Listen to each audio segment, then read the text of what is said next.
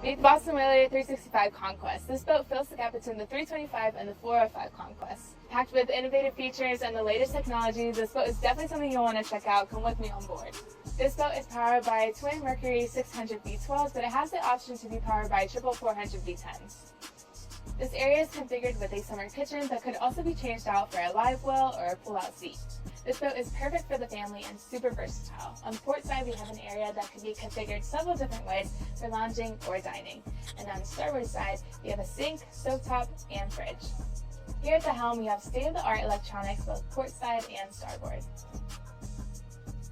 Below deck sleeps 5, where you also have the option of having a galley. For your comfort, this boat includes a full bath with a separate head and shower. The bow presents a large sun lounge, and a great add-on is this tower up top that's not a standard option.